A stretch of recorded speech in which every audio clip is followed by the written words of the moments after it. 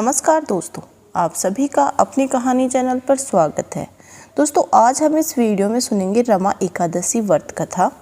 तो चलिए शुरू करते हैं।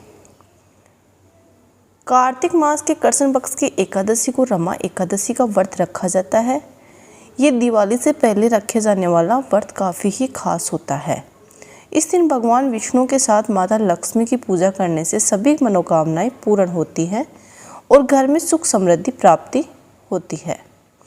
रमा एकादशी के दिन विधिवत पूजा करने के साथ ही व्रत कथा भी सुननी चाहिए। दोस्तों ऐसा माना जाता है कि इस कथा का पाठ करने से सभी कष्टों और पापों का नाश होता है। चलिए हम रमा एकादशी व्रत कथा सुनते हैं। एक समय की बात है, मुचकुंद नाम का एक सत्यवादी तथा विष्णु भक्त राजा था। राजा ने अपनी इस प्यारी सी बेटी चंद्रभागा का विवाह राजा चंद्रसेन के पुत्र शोभन से किया था। राजा मुचकुंद एकादशी का व्रत विधिवत तरीके से करता था। इतना ही नहीं, उसकी प्रजा भी एकादशी के नियमों का अच्छी तरह से पालन करती थी। एक बार कार्तिक मास के दौरान शोभन ससुराल आया। उस दिन रमा एकादशी का व्रत था। राजा ने घोषणा कर दी कि सभी लोग रमा एकादशी का व्रत नियम पूर्वक करें। राजा की पुत्री चंद्रभागा को लगा कि ऐसे में उसके पति को अधिक पीड़ा होगी, क्योंकि वह कमजोर हृदय का है।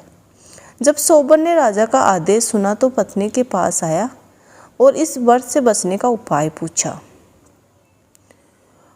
उसने कहा कि व्रत करने से वह मर जाएगा। इस पर चंद्रभागा ने कहा कि इस राज्य में रमा एकादशी के दिन कोई भोजन नहीं करता है। यदि आप व्रत नहीं कर सकते हैं तो दूसरी जगह चली जाए। इस पर शोभन ने कहा कि चाहे वह मर जाएगा लेकिन दूसरी जगह नहीं जाएगा, वह भी व्रत करेगा। उसने रमा एकादशी व्रत किया, लेकिन भूख से उसका बुरा हाल हो गया। रमा एकादशी की रात्रि जागरण भी था। वह रात शोभन के लिए असहनीय थी। अगले दिन सूर्योदय से पूर्व ही भूखे शोभन की मृत्यु हो गई। ऐसे में राजा मुचकुंद ने अपने दामाद शोभन का शव जल प्रवाह करवा दिया था और अपनी बेटी को सती न होने का आदेश दिया था। उसने बेटी से भगवान विष्णु पर आस्था रखने को कहा। पिता की आज्ञा मानकर बेटी ने व्रत को पूरा किया। उधर रमा एकादशी व्रत के प्रभाव से शोभन जीवित हो गया और उसे विष्णु कृपा से मंदिराचल पर्वत पर देवपुर नामक उत्तम नगर मिला। राजा शोभन के राज्य में स्वर्ण, मणियों, आभूषणों की कोई कमी न थी। एक दिन राजा मुचकुंद के नगर का एक ब्राह्मण तीर्थ यात्रा करते हुए शोभन के नगर में पहुंच गया, जहां उसने राजा शोभन से मुलाकात की। राजा ने अपनी पत्नी चंद्रभागा व ससुर मुचकुंद के बारे में पूछा। ब्राह्मण ने कहा कि वे सभी कुशल हैं। आप बताएं कि रमा एकादशी का व्रत करने के कारण आपकी मृत्यु हो गई थी। अपने बारे में बताइए। फिर आपको इतना सुंदर नगर कैसे प्राप्त हुआ? तब शोभन ने कहा कि ये सब रमा एकादशी व्रत का ही फल है, लेकिन यह अस्थिर है, क्योंकि यह व्रत व्यवस्था में किया गया था, जिस कारण अस्थिर नगर मिला, लेकिन चंद्रभागा इसे स्थिर कर सकती है। उस ब्राह्मण ने सारी बातें जाकर चंद्रभागा से कही। तब चंद्रभागा ने कहा कि वह सौपन तो नहीं है। ब्राह्मण ने कहा नहीं, वह प्रत्यक्ष तौर पर देखकर आया है। उसने चंद्रभागा से कहा कि तुम कुछ ऐसा उपाय करो जिससे कि वह नगर स्थिर हो जाए। तब चंद्रभागा ने उसे देवनगर में जाने को कहा।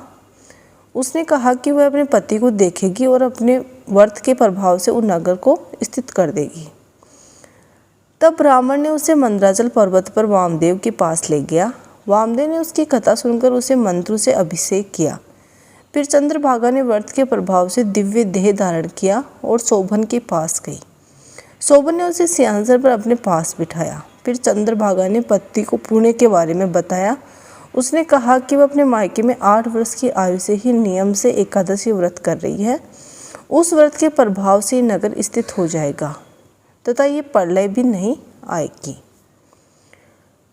दिव्य देह धारण किए चंद्रभागा अपने पति शोभन के साथ उस नगर में सुखपूर्वक रहने लगी। जैसे उस राजा की राजकुमारी को सब कुछ प्राप्त हुआ, वैसे ही सबको प्राप्त हो।